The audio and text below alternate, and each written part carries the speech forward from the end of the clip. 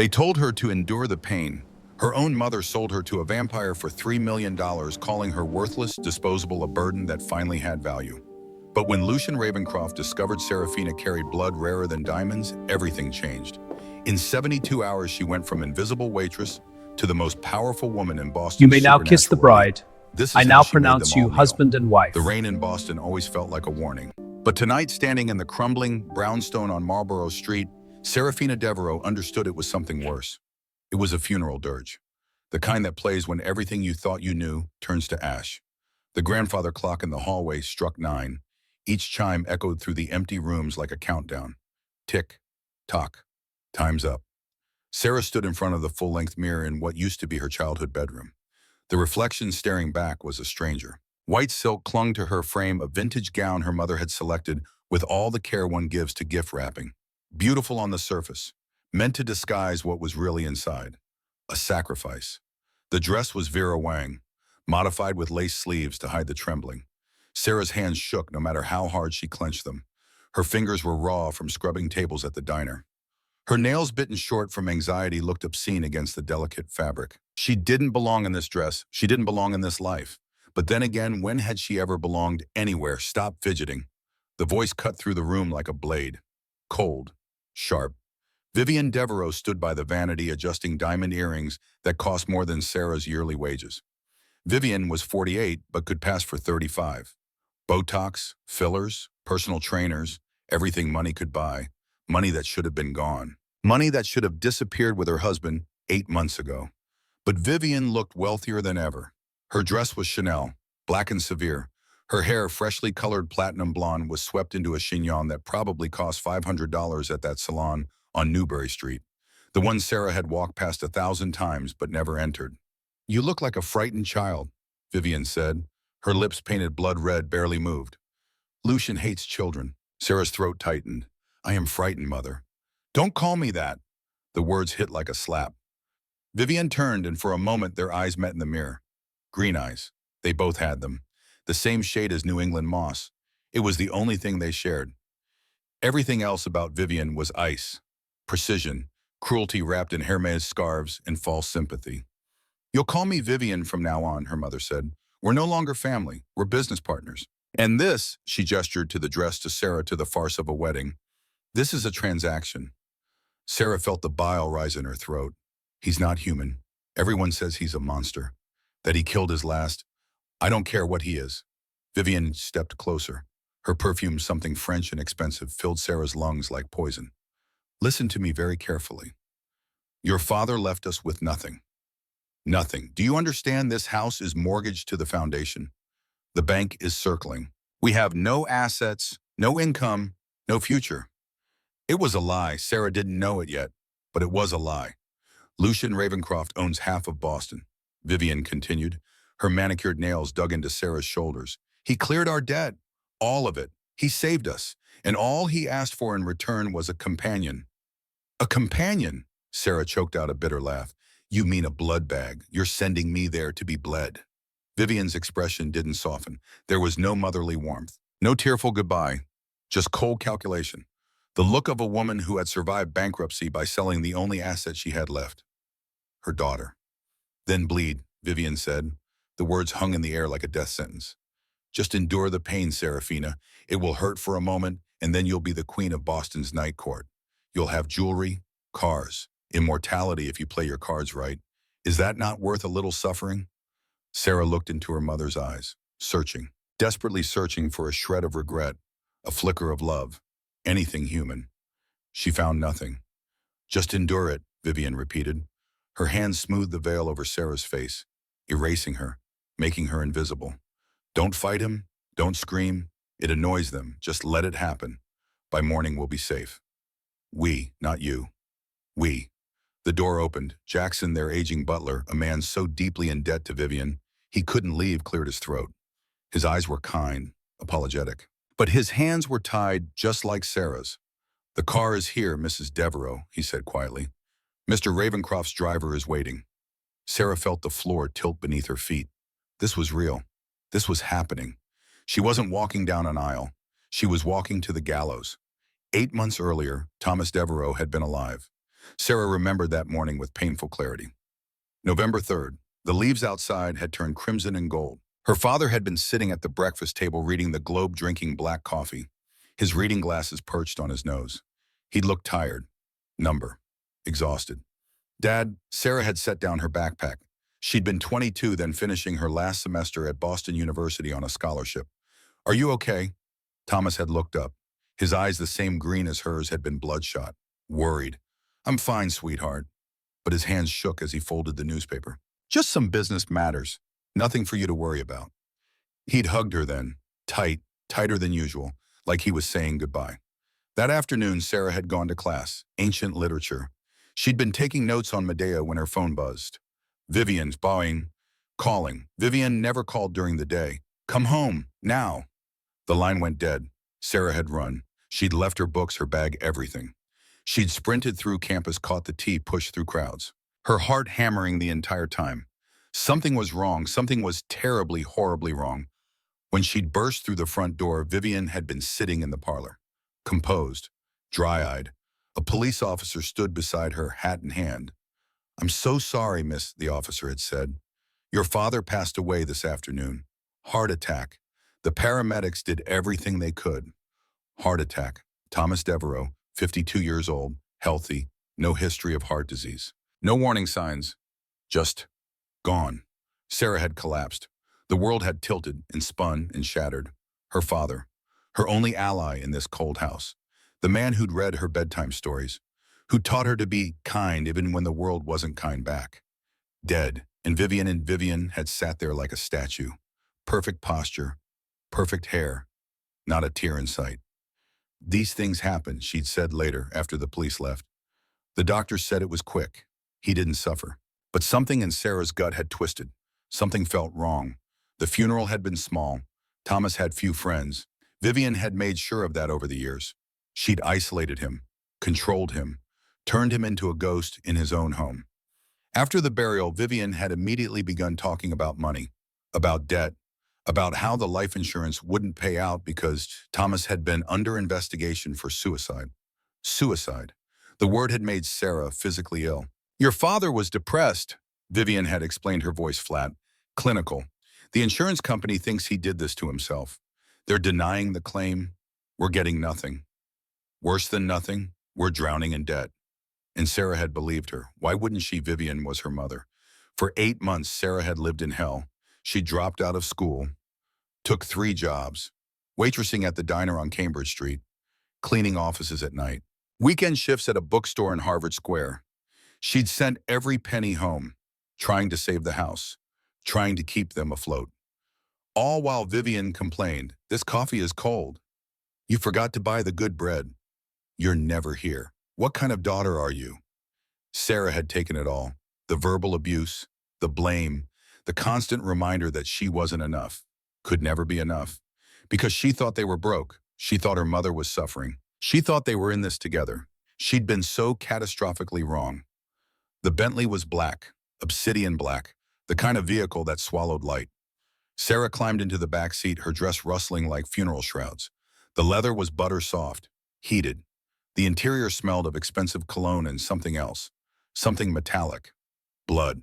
The driver didn't speak. He wore a black suit, sunglasses despite the darkness. His hands on the wheel were steady, inhuman. They pulled away from Marlborough Street. Sarah watched the brownstone disappear in the rearview mirror. Vivian stood on the front steps, watching, not waving, just watching, making sure the product was delivered. The drive took 40 minutes. Out of the city, through winding roads lined with bare trees that looked like skeletal fingers reaching for the sky. The rain had intensified. It hammered against the windows. The windshield wipers moved in hypnotic rhythm. Swish, swish, swish. Sarah clutched her bouquet, blood-red roses. The thorns had already pierced through her white gloves. She could feel the sting. See the small spots of crimson blooming on the satin. How fitting. She was bleeding before she'd even arrived. The gates appeared suddenly. Wrought iron, 15 feet tall. They opened silently as the Bentley approached. No guard, no intercom, just smooth supernatural efficiency. Beyond the gates, the estate stretched like something out of a gothic novel. Ravencroft Manor. It wasn't decrepit or crumbling like in the stories. It was pristine, powerful. A sprawling stone mansion with arched windows that glowed with warm light. Gardens even in winter that looked meticulously maintained. This wasn't the lair of a monster. This was the palace of a king. The car stopped at the entrance. The driver opened her door. Sarah stepped out. The air here was different, colder, sharper. It smelled of pine and earth and something ancient, something that predated the city, predated civilization itself. The front doors opened. A man stood there. Not Lucian, someone else. He was tall, silver-haired despite looking only 40, impeccably dressed in a butler's uniform. His eyes were kind, human, tired. "Miss Devereux," he said with a slight British accent. "Welcome to Ravencroft Manor. My name is Edmund. I'll be seeing to your comfort this evening." Comfort, what a grotesque word. "Where is he?" Sarah's voice came out stronger than she expected. "Where's Lucian Ravencroft?" "Waiting for you in the blue room," Edmund replied. "The ceremony will begin shortly. Please follow me." Sarah had no choice. She followed Edmund through the entrance hall. It was breathtaking. Marble floors, a chandelier made of what looked like actual diamonds, paintings on the walls, old masters, probably originals. The wealth here wasn't just money, it was centuries, dynasties, power that had compounded like interest. They passed through corridors lit by candles, hundreds of them, flickering, casting dancing shadows that looked almost alive. Finally, Edmund stopped at a pair of double doors. "He's inside," Edmund said. Then quieter. "For what it's worth, miss, you're braver than you know." Before Sarah could respond, he opened the doors and retreated. Sarah stepped inside. The blue room was intimate, a private library, floor-to-ceiling bookshelves, a fireplace with flames crackling orange and gold, Persian rugs, leather chairs. And standing by the window, looking out at the rain-soaked grounds, was Lucian Ravencroft. He didn't turn immediately. Sarah had time to observe. He was tall, easily 6'3", broad shoulders beneath a bespoke black suit. His hair was dark, almost black, swept back from a face that was all sharp angles and aristocratic lines. He looked like he'd been carved from marble. Beautiful in the way a blade is beautiful. Dangerous. Precise. When he finally turned, Sarah's breath caught. His eyes were silver, not blue, not gray. Silver, like mercury, like moonlight on steel. They locked onto her with the intensity of a predator sizing up prey. "Miss Devereux." His voice was deep, smooth as expensive bourbon, but underneath there was something else. Power, authority, the kind that made you want to kneel even if every instinct screamed to run. Sarah forced herself to stay standing. "Mr. Ravencroft?" A judge entered from a side door. Judge Cornelius Harrington. Sarah recognized him from the news. He looked terrified. Sweat beaded on his forehead despite the cool room. His hands trembled as he opened a leather-bound book. This wasn't a wedding. It was a binding. Harrington rushed through the ceremony, stumbling over Latin phrases, ancient words that tasted of blood oaths and supernatural contracts. There were no vows of love, no in sickness and in health, just legal jargon and archaic promises. "Do you, Lucian Ravencroft, take this woman as your bound consort?" Lucian's eyes never left Sarah. "I do." "And do you?" Harrington's voice cracked. "Do you, Seraphina Devereux, submit yourself to the House of Ravencroft?" Sarah thought of her mother, standing on those steps, cold, unfeeling, just endure the pain. She thought of her father, dead 8 months, buried without justice. She thought of the life she'd never have, the dreams she'd sacrificed, the person she'd been before everything shattered. "I submit," Sarah whispered. The words tasted like ash. Harrington slammed the book shut. He practically ran from the room, leaving behind a signed certificate. Proof of ownership. Proof that Seraphina Devereux no longer belonged to herself. The door clicked shut. Silence descended. The fire crackled. The rain drummed against the windows. Sarah stood frozen in the center of the room, waiting. Waiting for the attack. Waiting for the pain. Waiting for the fangs. "You're shaking," Lucian said. It wasn't an accusation, just an observation. "I'm cold," Sarah lied. "No." He stepped closer. "You're terrified." Sarah flinched. Lucian stopped immediately, his brow furrowed, not in anger, in something else. Confusion, concern. He began to circle her, slowly, like a shark, inspecting, assessing. "They dressed you in white," he mused. His voice drifted around her. Symbolic, innocence, purity, a blank canvas for the blood. Sarah squeezed her eyes shut. "Please," she whispered, "just get it over with." "Get what over with?" "The feeding, the claiming, Whatever you call it. She looked up at him. Tears blurred her vision. My mother said to endure the pain, so I'm ready. Just do it.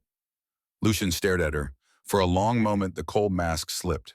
Something flickered in those silver eyes, confusion, then anger, not at her, at something else, someone else. Your mother, he repeated slowly, each word deliberate, told you to endure the pain. Yes. He let out a short, dark laugh, bitter, laced with fury. He turned away, gripping the back of a leather chair so hard the material creaked. Come with me, he said abruptly. Where? To the bridal suite. It's time we discuss the reality of your situation. Sarah followed him up the grand staircase.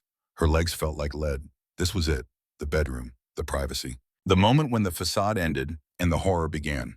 The bridal suite was enormous. A four-poster bed dominated the space. Black silk sheets, candles everywhere, fresh flowers, lilies, white lilies, funeral flowers. Lucian closed the door behind them, locked it. The sound made Sarah jump. She backed away until her legs hit the bed. She sat clutching the duvet, bracing herself. Lucian removed his jacket, tossed it onto a chair, loosened his tie. He walked toward her. Sarah tilted her head to the side, exposing her neck, just like she'd practiced in the mirror. The jugular. Vivian had been specific.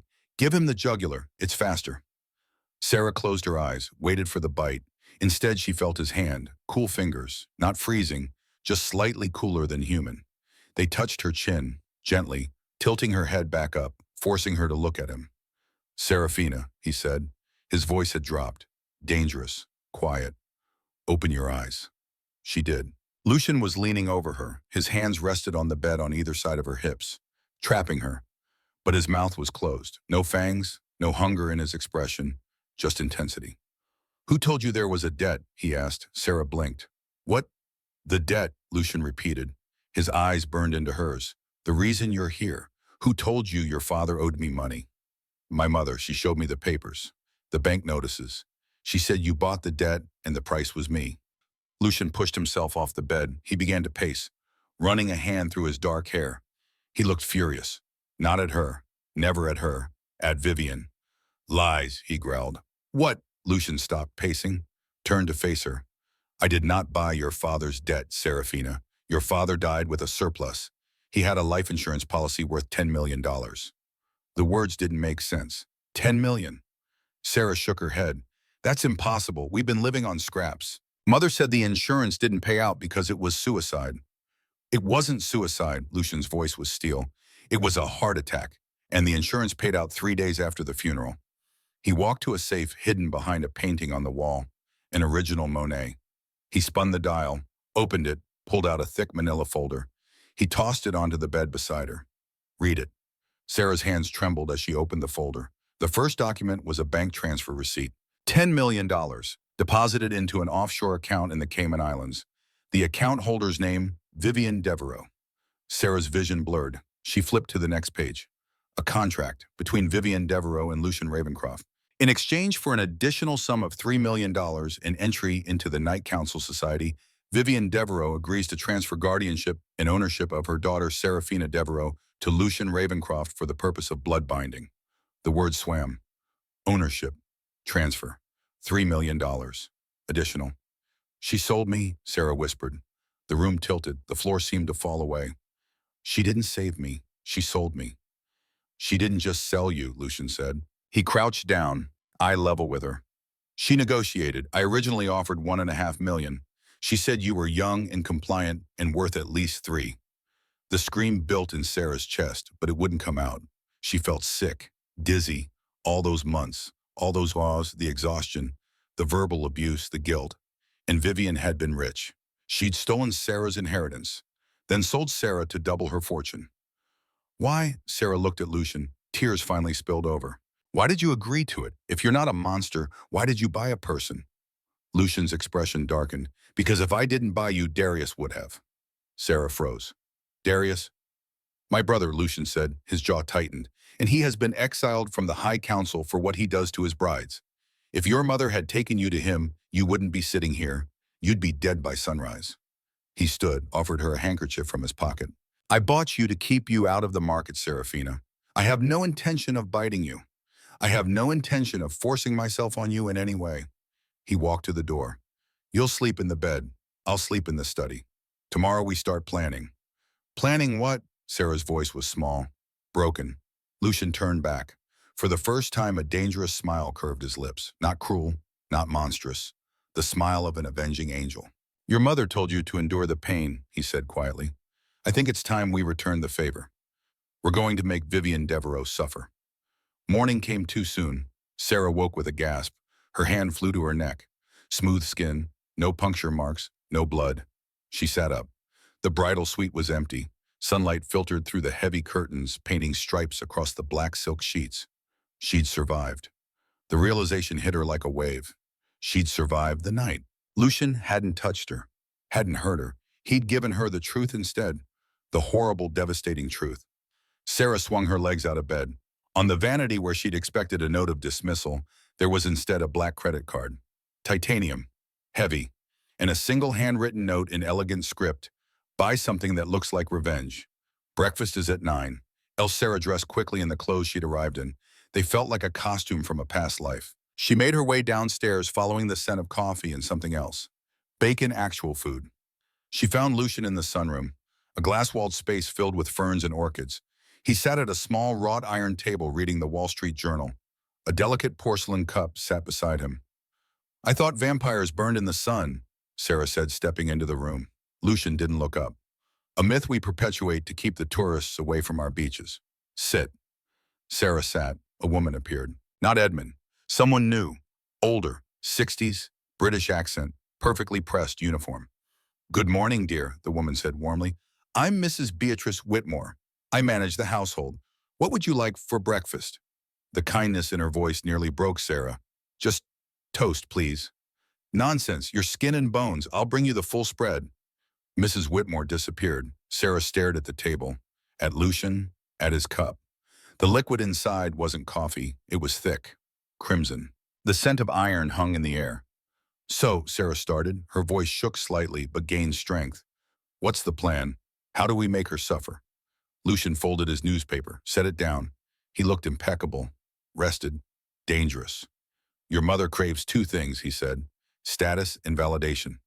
She sold you to get into the Night Council, the inner circle of Boston's elite, supernatural and human alliances. She wants to be Queen Bee. And you're going to stop her? No. Lucian smiled, that razor-sharp expression. I'm going to let her in, and you are going to humiliate her.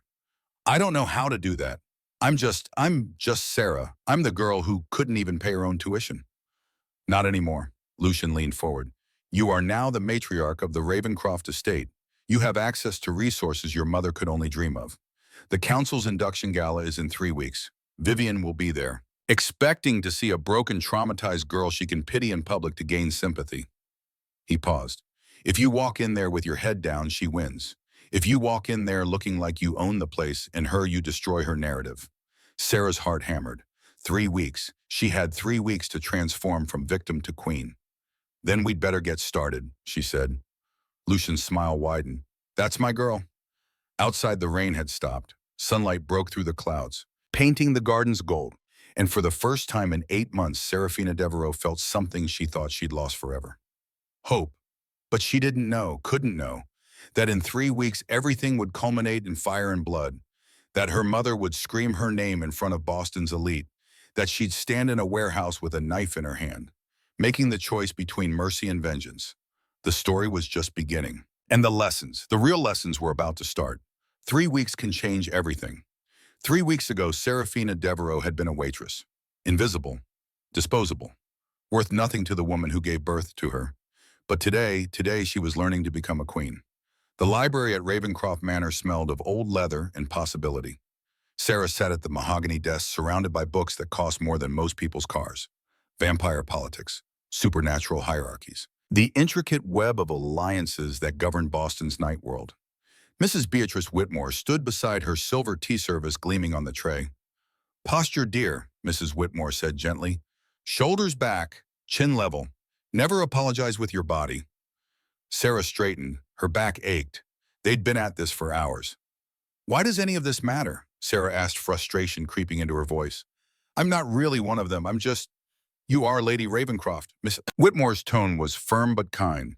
whether you feel it or not. And in 2 weeks, you'll walk into that ballroom and prove it.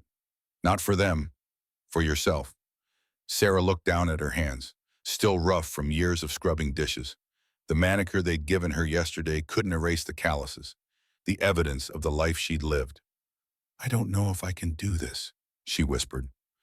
Mrs. Whitmore set down the teapot, pulled up a chair, sat beside Sarah like an equal, not a servant. "May I tell you something, dear?" Sarah nodded. "I've worked for the Ravencroft family for 30 years, Mrs. Whitmore said. I've seen Lucian bring home dozens of guests, business associates, politicians, even a few royals. Not once, not in 3 decades, have I seen him look at anyone the way he looks at you." Sarah's breath caught. "He doesn't look at me any special way." "Oh, but he does," Mrs. Whitmore smiled. "Like you're the first sunrise he's seen in 400 years. Like you matter. Not because of what you can give him, but because of who you are." She patted Sarah's hand. "Your mother was wrong about you, Seraphina. You're not worthless. You're extraordinary. And by the time the gala is over, everyone will know it." The days blurred together in a rhythm of transformation. Mornings with Mrs. Whitmore, learning etiquette, how to hold a teacup, how to navigate social hierarchies, the difference between a viscountess and a duchess, which fork to use for oysters. Afternoons in the library, reading, absorbing, understanding the supernatural world she'd married into. Evenings with Lucian. He taught her after sunset, when his power was at its peak. They didn't train in combat. Sarah wasn't a fighter, but she was smart, observant, empathetic. And Lucian showed her how to weaponize those gifts. "Watch their hands," he instructed one night. They stood in the portrait gallery. Paintings of Ravencroft ancestors stared down at them. When someone lies, they touch their face, their throat. They fidget. He demonstrated, touching his collar. When someone's afraid, their pupils dilate. They lean back, create distance. "What about when they're telling the truth?" Sarah asked. "Eye contact, stillness. They don't need to convince you. The truth holds its own weight." Sarah practiced. She watched Edmund negotiate with vendors, observed Mrs. Whitmore managing staff, studied the way power flowed through simple interactions. One evening, she found herself in Lucian's study. He was at his desk, working through contracts, legal documents for Cross Industries, his corporation, the legitimate face of his empire. "Can I ask you something?" Sarah said from the doorway. Lucian looked up. "Always." "Why did you really buy me?" The question hung between them. Lucian set down his pen, leaned back in his chair. "The truth, please." "Because I saw the listing your mother put out," he said quietly, "through the broker channels. And the description she wrote made my blood run cold." He stood, walked to the window. "She listed you like livestock. 23, compliant, childless, no family ties, perfect for feeding or binding. She sent photos, medical records, your school transcripts, like you were a product." Sarah felt sick. "I knew Darius would bid," Lucian continued. "He's been looking for someone like you for years. Young, kind, easy to break. So I outbid him. Immediately. Shut down the auction before it could start." He turned to face her. "I bought you because the alternative was leaving you to him. And I wouldn't." "You saved me," Sarah whispered. "No." Lucian's eyes met hers. "I gave you a choice. What you do with it, that's up to you."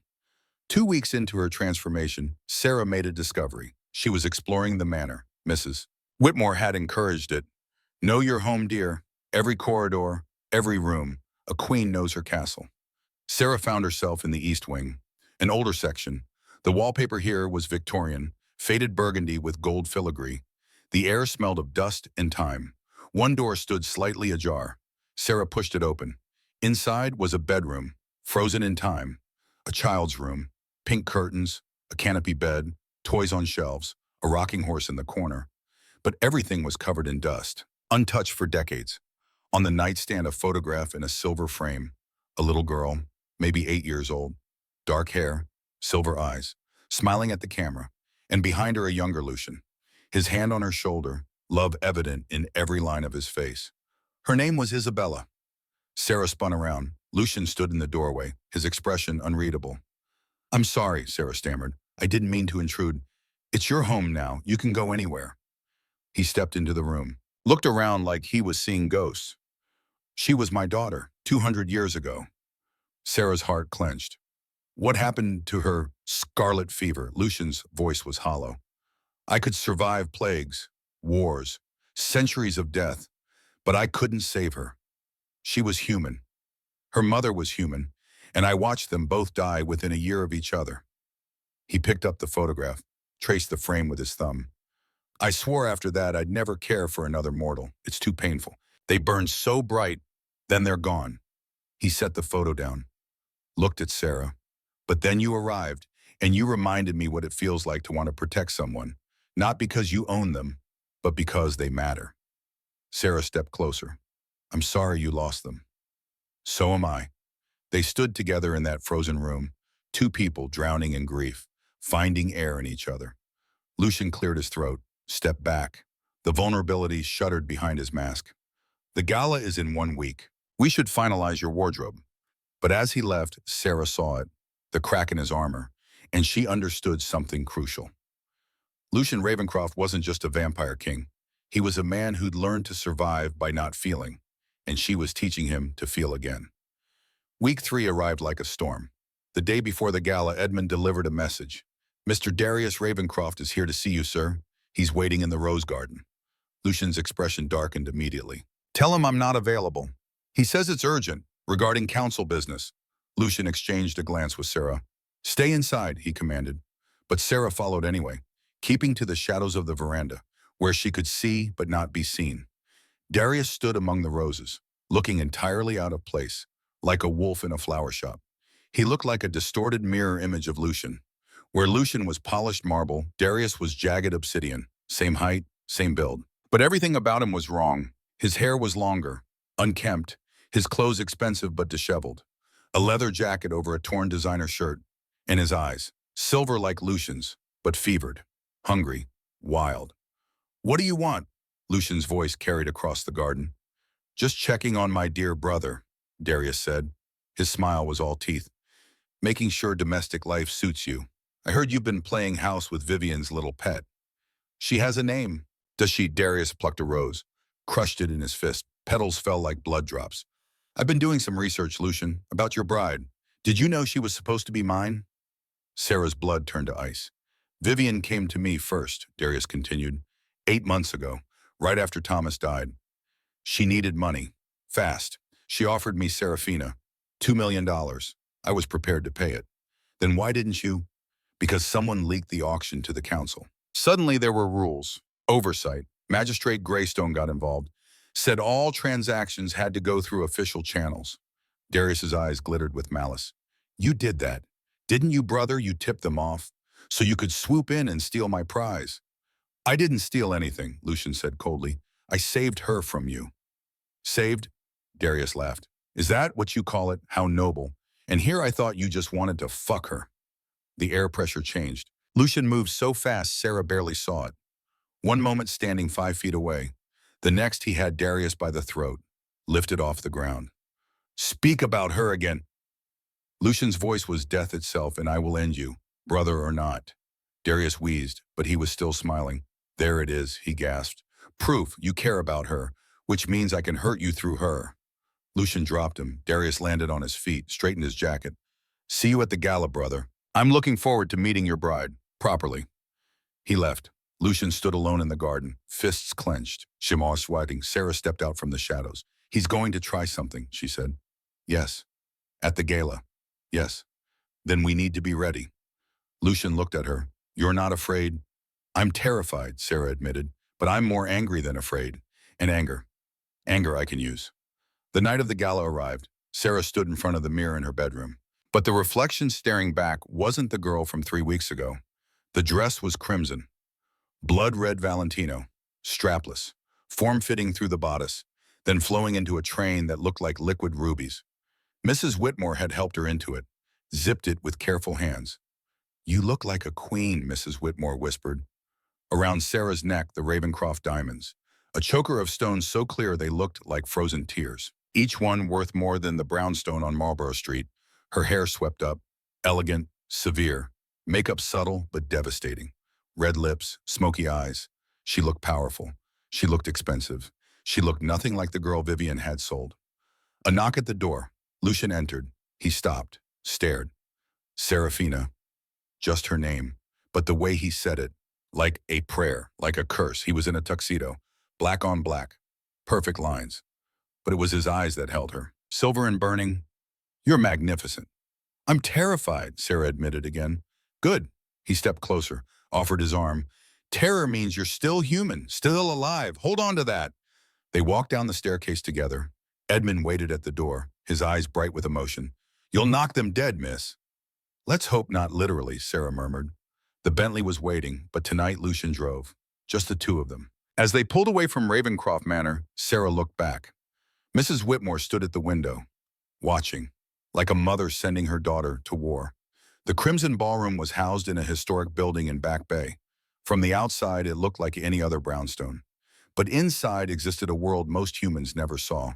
The supernatural elite of Boston, vampires in tuxedos, werewolves uncomfortable in formal wear, witches with jewels woven into their hair, and humans. The ones wealthy or connected enough to know the truth, to trade with monsters.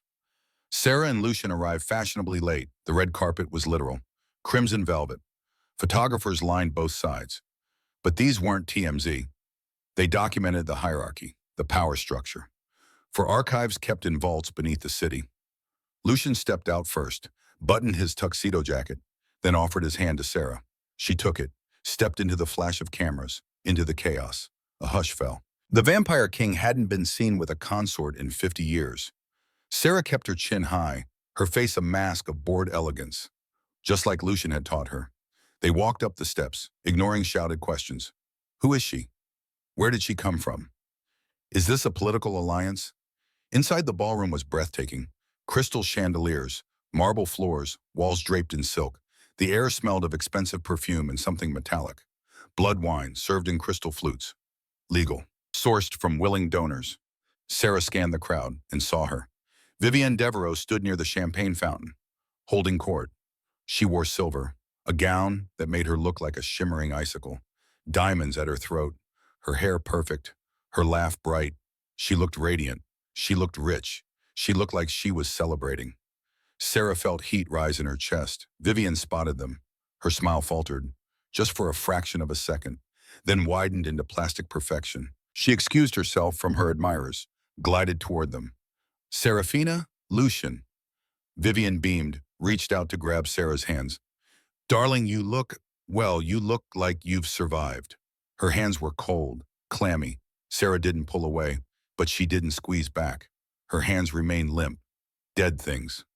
Mother, Sarah said. The word tasted like poison. Oh, look at you. Vivienne's voice dripped false concern, playing to the audience forming around them. I was so worried, darling. The first few weeks can be so taxing. She leaned in, lowered her voice to a conspiratorial whisper. Did you behave? Did you endure it? Sarah pulled her hands away, slowly, like touching something sticky. She looked Vivienne up and down, a slow, appraising glance, the kind Lucian had taught her. Endure it, Sarah laughed, light, airy, not reaching her eyes. Mother, why would I endure pleasure? Vivienne's face froze. Excuse me. Sarah stepped closer, invading Vivienne's personal space. You made it sound like torture. You didn't tell me Lucian was so generous. She touched the diamond choker at her throat. He gave me the Ravencroft diamonds this morning, just as a thank you for last night. Vivienne's eyes locked onto the necklace. Greed flashed openly across her face. She knew exactly what those stones were worth. He gave you those, of course. Lucian stepped up beside Sarah, wrapped a possessive arm around her waist. Serafina is a natural, Vivienne. You underestimated her. She wasn't made to be a victim. She was made to be a queen. Vivienne looked between them, confused. This wasn't the script.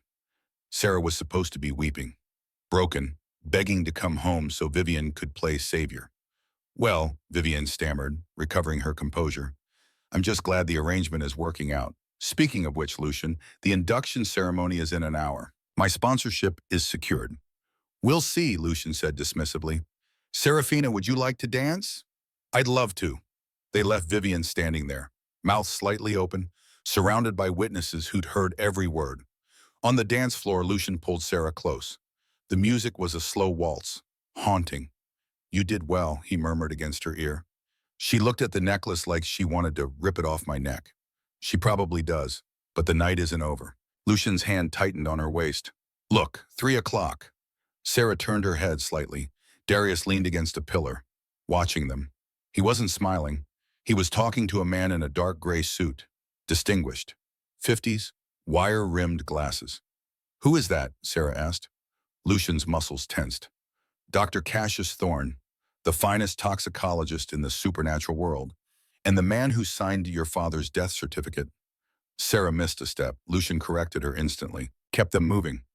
My father's death certificate, Sarah hissed. Heart attack, officially. But Thorne doesn't deal in heart attacks. He deals in poisons that mimic them. The ballroom spun. You think she killed him? For the insurance money? I think, Lucian said, spinning her so she faced away from Darius. $10 million is a lot of money for a woman like Vivian. And I think she didn't work alone. The pieces clicked into place. Darius talking to the doctor. Vivian's wealth, the timeline. Darius and my mother, Sarah realized, they've been working together for at least 2 years, since before your father died. Sarah stopped dancing. They were in the middle of the floor, people watching, but she couldn't move. She killed him, she whispered, horror vibrating in her voice. She killed my father to get the money, and when she spent it all, she sold me to get more. Keep dancing, Lucian commanded, his voice sharp. Do not let them see you break. If you break now, they win. Sarah forced her feet to move. Tears burned her eyes, but she refused to let them fall. I want to destroy her, she said, the words tasting like copper. Good, Lucian said. Hold on to that, because the induction ceremony is starting, and we're going to object.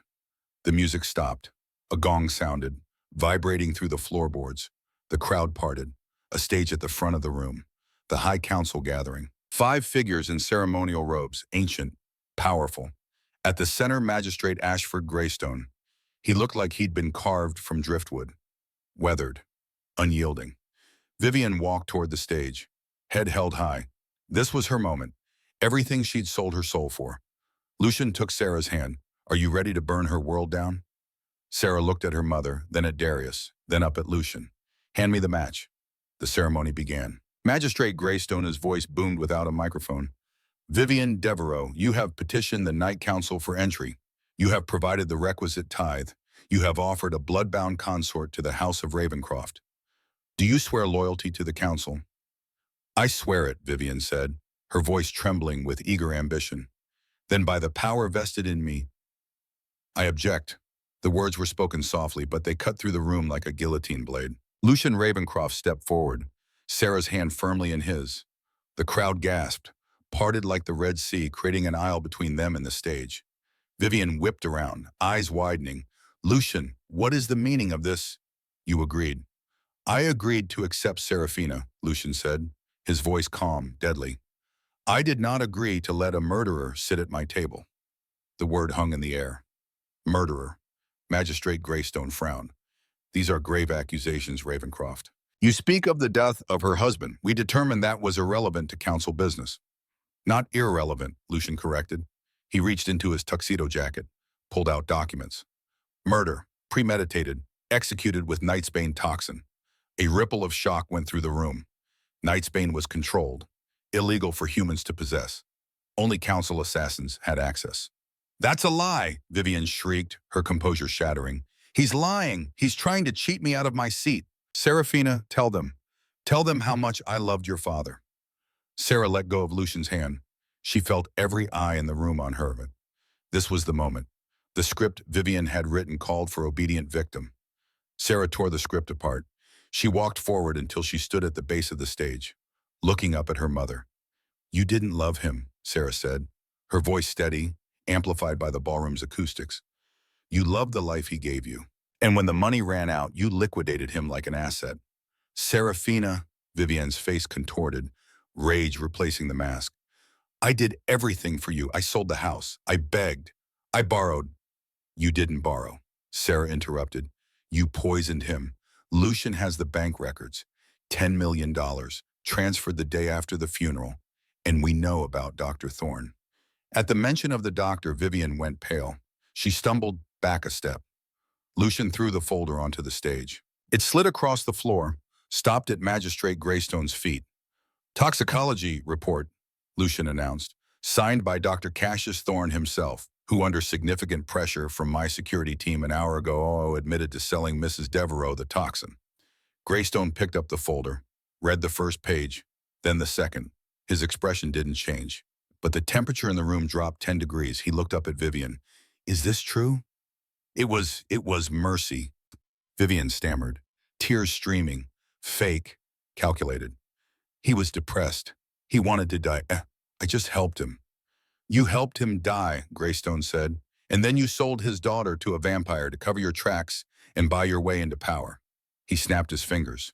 Two guards stepped out from the shadows. Massive, dark suits. No! Vivian screamed as they grabbed her arms. Darius, help me! You promised! The room went deadly silent. Every head turned. Sarah's heart stopped. She looked around frantically. Darius stepped out from behind a pillar, glass of wine in hand. He looked bored. I promised I'd get you an audience, Maggie, he said. I didn't promise I'd save you from your own stupidity. Vivian screamed, raw, animalistic. The guards dragged her off the stage. She kicked, thrashed, her silver heels scraping the marble. As they hauled her past Sarah, she lunged, nails swiping the air inches from Sarah's face. You ungrateful little wretch, Vivian spat. I should have suffocated you in your crib. Sarah didn't flinch. She watched her mother disappear through the back doors. Lucian stepped up beside her, placed a hand on her shoulder. It's done. Sarah let out a breath she didn't know she was holding. Will they kill her? No, Lucian said quietly. Death is too easy. She'll be exiled to the gray zones. No money, no status. She'll have to work for every meal. For a woman like Vivian, that's a fate worse than death. The music restarted, hesitant, the tension breaking. Sarah felt exhaustion hit her like a wave. I want to go home. We'll leave immediately. But as they turned, Sarah caught sight of Darius again. He was raising his glass to her, a mocking salute. And for the first time, Sarah noticed. The man standing next to him wasn't Dr. Thorne.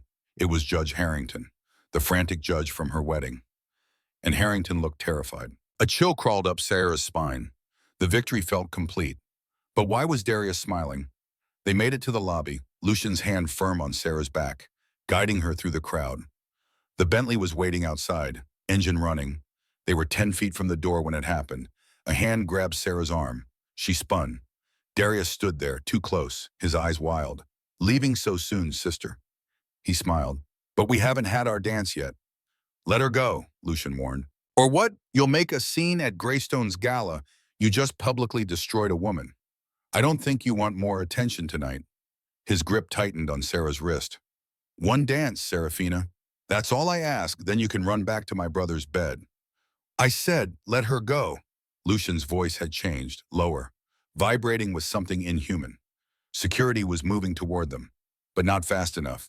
Darius leaned in, whispered in Sarah's ear, Your mother and I had such plans for you. It's a shame Lucian ruined them, but don't worry, I'll get you back, one way or another. He released her wrist, stepped back, smiled at Lucian. See you soon, brother.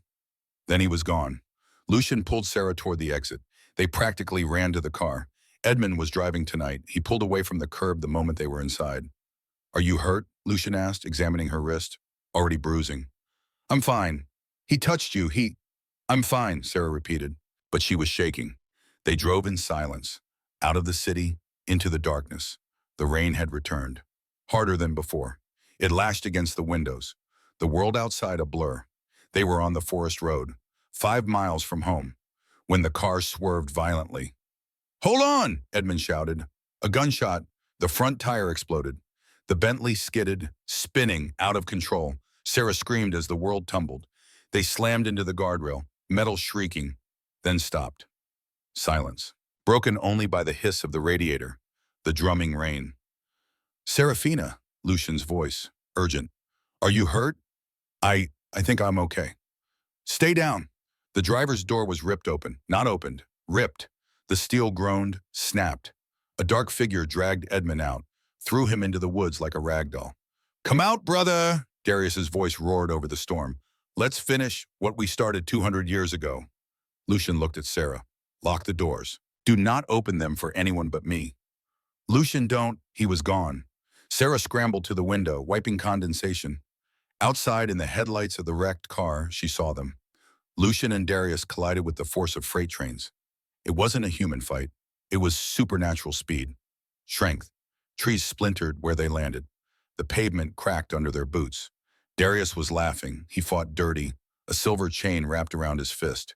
He struck Lucian across the face. The silver burning, smoking.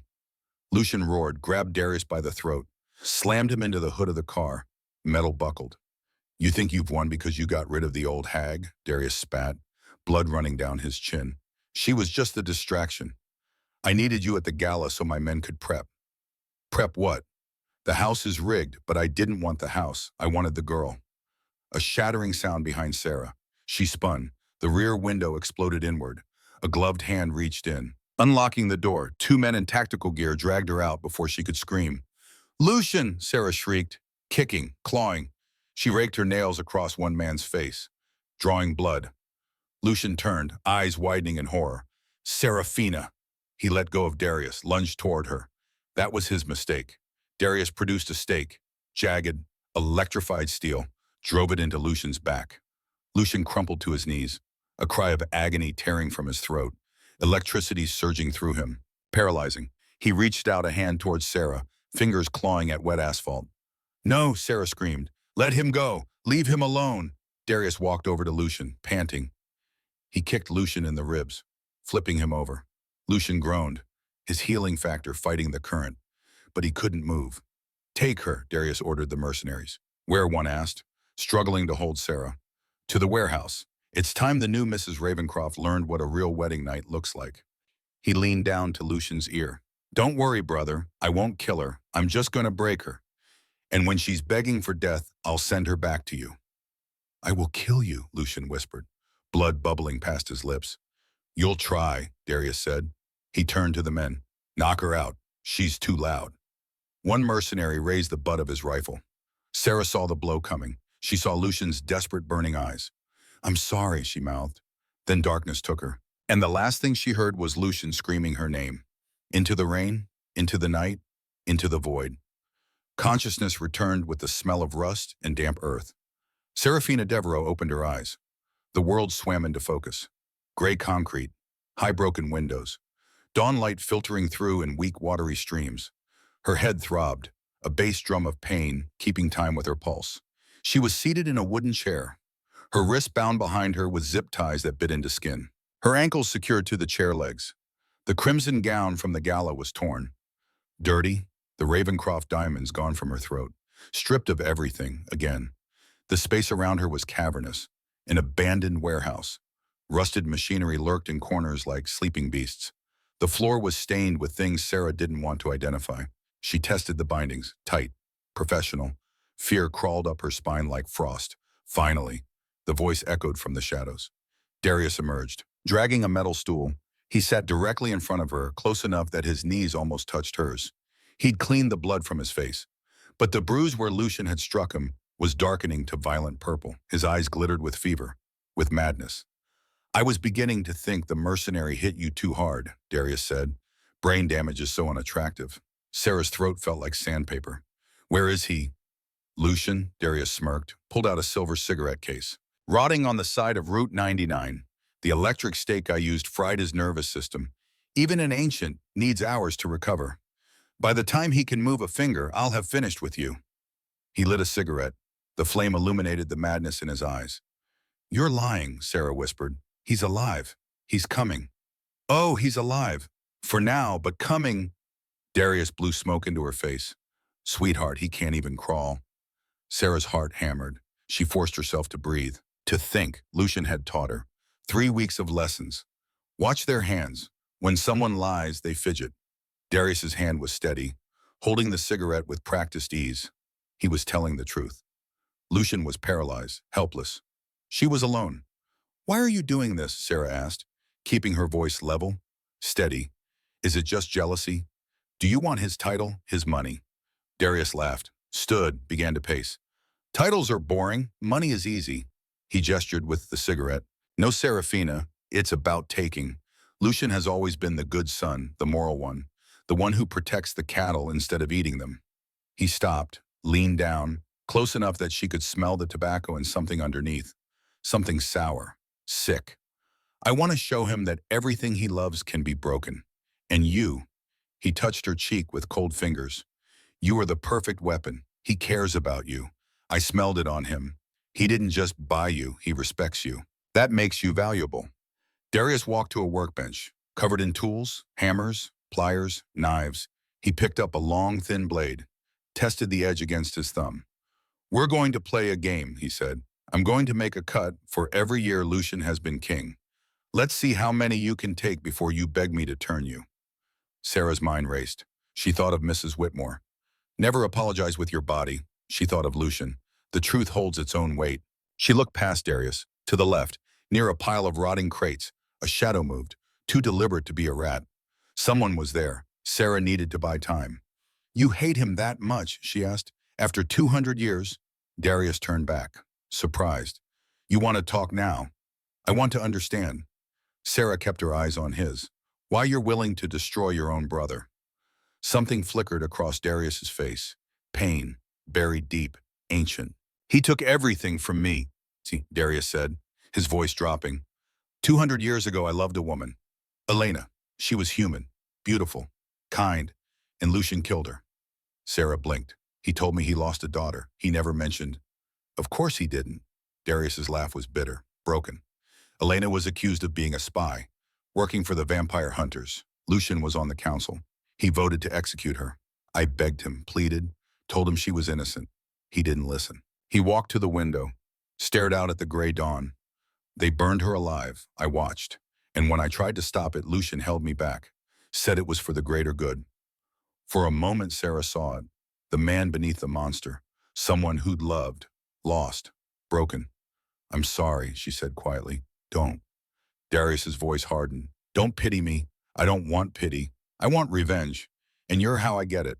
He turned back, the blade gleaming. Let's start with that pretty face. He raised the knife. Sarah squeezed her eyes shut, braced herself. Crash.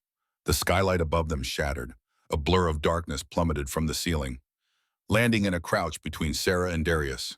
The concrete floor cracked under the impact. Dust billowed. Impossible, Darius whispered. Lucian Ravencroft slowly rose from the crouch. He looked terrifying. His tuxedo was shredded, his shirt stained with mud and black blood, his skin pale as death, veins pulsing black beneath his eyes. He didn't look like a gentleman anymore. He looked like a predator that had crawled out of hell. I told you.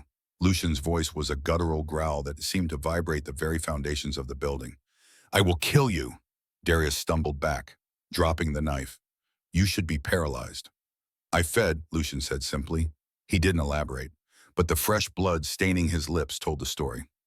He'd done what was necessary. Drained someone or something to heal. To get to her, Darius snarled, his shock replaced by feral rage. You think feeding makes you strong enough? I'm younger, faster, but I'm angrier. They collided. The fight was nothing like the one on the road. This was close quarters, brutal, visceral. Lucian caught Darius's punch in his open palm. The sound of bone meeting flesh echoed like a gunshot. He twisted Darius's arm. The snap of the radius echoed. Darius screamed, kicked out, caught Lucian in the stomach. Lucian crashed into the workbench. Tools clattered to the floor. Darius scrambled for a weapon, a heavy wrench, swung it at Lucian's head. Lucian ducked. The wrench smashed into the concrete wall. Sparks flew. They were moving too fast for Sarah to follow. Blurs of shadow and fury. She twisted her wrists against the zip ties. Ignoring the skin tearing, the plastic loosened, slightly. Come on, Lucian tackled Darius. They crashed through a wooden partition, rolled into the open space. A tangle of limbs and teeth. Darius was younger, faster. But Lucian was fighting with the desperation of a man who'd already lost everything once. He wouldn't lose her. But Darius had one more trick. As Lucian pinned him, Darius reached into his boot, pulled out a remote detonator. Get off me, Darius screamed, his thumb hovering over the button. Or I blow the support pillars. The whole roof comes down. She dies too. Lucian froze, his hand around Darius's throat, claws digging in, but he didn't squeeze. He looked at Sarah, bound in the chair 20 feet away. Let me go, Darius wheezed, blood-tinged grin spreading across his face. Let me walk out, and I don't bury your bride. Lucian's shoulders slumped. He began to lift his hand from Darius's throat. Number. Sarah's wrists finally popped free. The zip tie snapped. She didn't hesitate, didn't think. She grabbed the knife Darius had dropped. The one meant for her face. Lucian ducked. Lucian dropped flat without looking. Sarah threw the knife. She'd never thrown a knife in her life. But adrenaline is a powerful teacher. The blade tumbled through the air. It didn't hit Darius in the heart or the head. It slammed into his hand, the hand holding the detonator. Darius shrieked. The detonator clattered across the floor, sliding out of reach. Lucian didn't waste the second chance. He lunged, not to capture, to end it. He grabbed Darius by the jacket, lifted him, threw him. Darius flew across the room, crashed through the rusted railing of a catwalk. An open elevator shaft yawned below, plunging into darkness, into the flooded basement stories below. Darius flailed, fingers scrabbling against the edge. "Brother, help me!" Lucian walked to the edge slowly, deliberately. He looked down at the brother who had tormented him for a century, the brother who had threatened the only light he'd found in decades. "The brother you knew died 200 years ago," Lucian said coldly. He stepped on Darius's fingers. Darius fell. His scream echoed down the shaft, fading into a wet, heavy splash far below. Then, silence. Lucian stood there, chest heaving, staring into the darkness. Then he turned, ran to Sarah. "Serafina." He fell to his knees beside her chair, his hands trembling as he pulled a knife from his boot. "Cut the ropes binding her legs. Did he hurt you? Tell me he didn't touch you." Sarah looked at him, saw the fear in his eyes.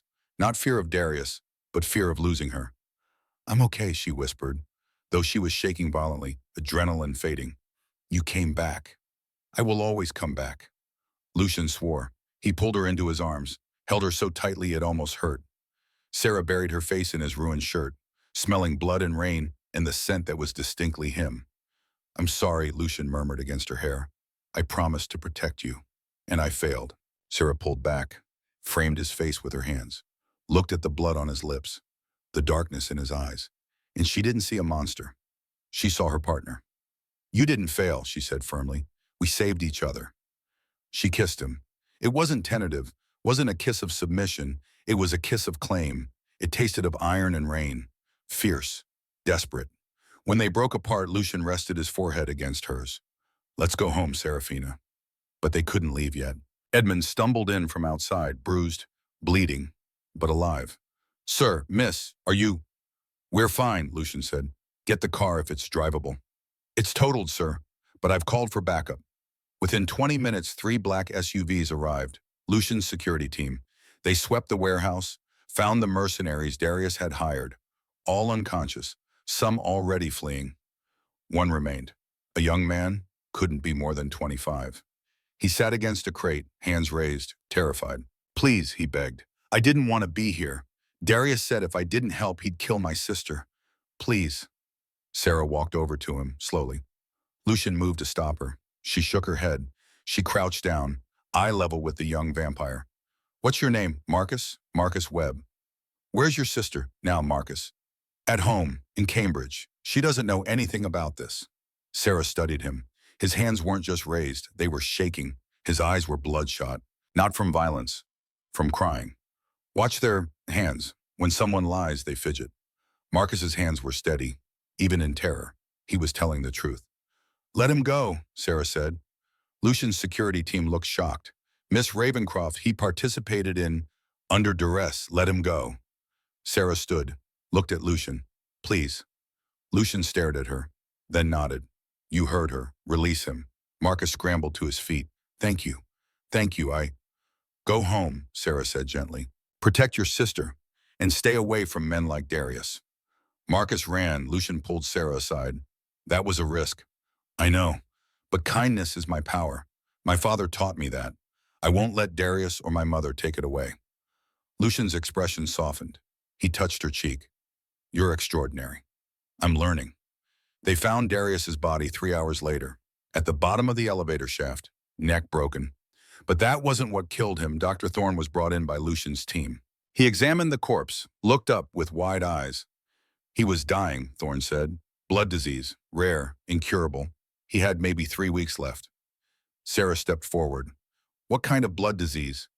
"Thanatos syndrome. It attacks vampire blood cells, makes them unable to process feeding. Essentially, he was starving to death from the inside." Lucian's jaw clenched. "How long did he have it?" Based on the progression, at least 6 months.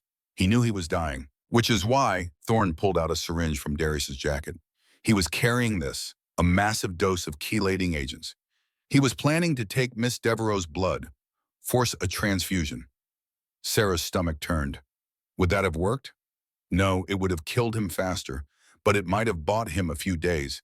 Desperation makes people do terrible things.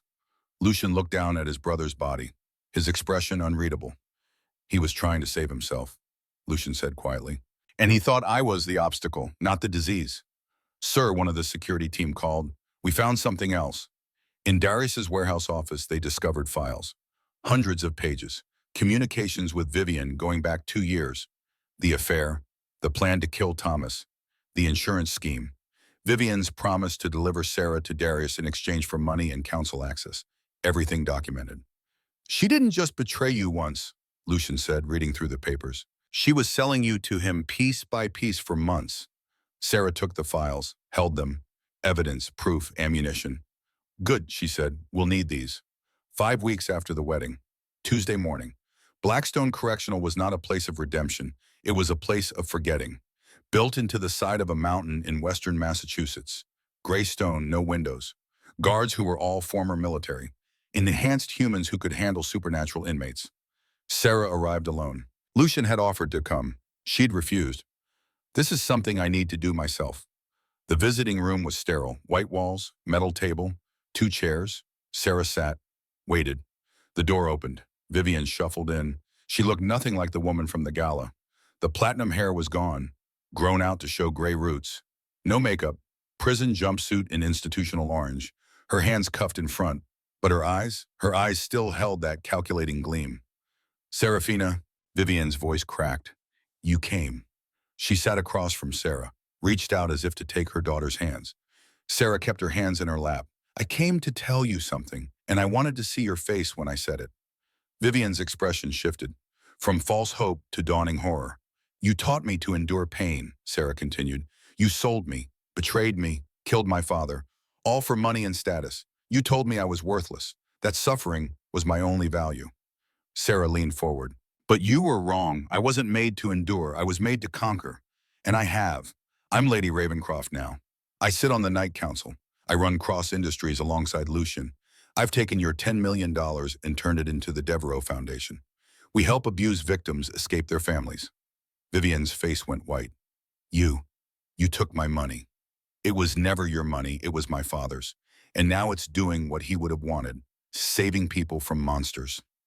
Sarah stood. You'll spend the next 40 years here, with nothing. No status, no money, no power, just the memory of what you lost. She walked to the door, knocked for the guard. Serafina, wait. Vivian lunged forward. The cuffs clanged against the table. You can't just leave me here. I'm your mother. Sarah turned back. One last look. No, you were the woman who gave birth to me. But Mrs. Whitmore is my mother now, and Lucian is my family. She smiled. Cold, final. You're just a cautionary tale. The door opened. The guard gestured. Serafina, please, I'm sorry, I love you. Sarah walked out. The door slammed shut, cutting off Vivian's screams. That evening, the Night Council held an emergency session. Magistrate Greystone presided. The 5 council members sat in judgment, but this time Sarah sat with them, not as a witness, as a member. By unanimous vote, Greystone announced to the gathered assembly, Serafina Ravencroft is hereby granted a seat on the Night Council, representing the House of Ravencroft alongside her husband. Applause rippled through the chamber. Not everyone was happy, but no one dared object. After the ceremony, Lord Ashford approached. The werewolf alpha, gruff, intimidating. You did good, kid, he said, taking down your own mother. That takes guts. It takes justice, Sarah corrected. Ashford grinned. You're going to fit in just fine here. In the lobby, Lucian was waiting, leaning against the wall. How do you feel, he asked. Free. 1 year after the wedding. Spring. Ravencroft Manor in spring was a different place. The gardens bloomed. Cherry blossoms drifted on the breeze. The windows were open, letting in sunlight and birdsong. The Devereaux Foundation Gala was tonight.